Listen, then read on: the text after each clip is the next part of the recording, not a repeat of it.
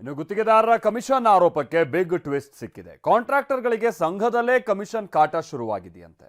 ಗೌರವಾಧ್ಯಕ್ಷ ಜಗನ್ನಾಥ ಅವರು ಕಮಿಷನ್ ಕೇಳ್ತಿದ್ದಾರೆ ಎನ್ನಲಾಗ್ತಾ ಇದ್ದಂತ ವಿಡಿಯೋ ಒಂದು ವೈರಲ್ ಆಗಿದ್ದು ಇಬ್ಬರ ತಲೆದಂಡ ಆಗಿದೆ ಕೂಡ.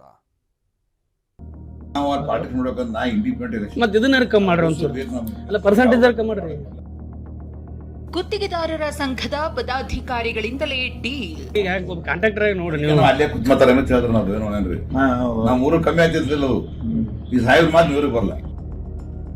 ಗುತ್ತಿಗೆದಾರನ ಬಳಿ ಕಮಿಷನ್ ಕೇಳುವ ವಿಡಿಯೋ ವೈರಲ್. ಊರು ಕಮ್ಮಿ ಮಾತಾಡ್ತಿಲ್ಲ. ಹೊಟ್ಟೆನ ಈಗ ಅರ್ಧ ಕಮ್ಮಿ ಆಯ್ತು ನನಗೆ.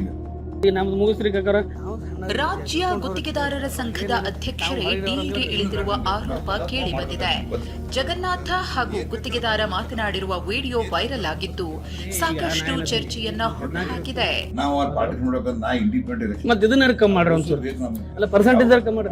ಅಲ್ಲಲ್ರಿ ಇದ್ರಾಗ ಕಮ್ಮಿ ಮಾಡ್ರಿ. ನನಗೆ ಹೆವಿ ಅದ್ರಿ ಅಲ್ಲಿ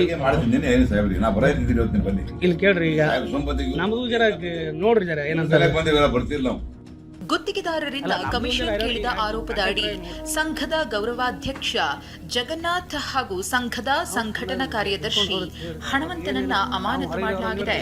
ಈ ಘಟನೆ ಖಾಸಗಿ ಸ್ಥಳದಲ್ಲಿ ನಡೆದಿದ್ದು ಕಮಿಷನ್ ಕೇಳಿದ್ದಕ್ಕೂ ಅಸೋಸಿಯೇಷನ್ಗೂ ಯಾವುದೇ ಸಂಬಂಧ ಇಲ್ಲ ಅಂತ ಅಧ್ಯಕ್ಷ ಮಂಜುನಾಥ್ ಹೇಳಿದ್ರು.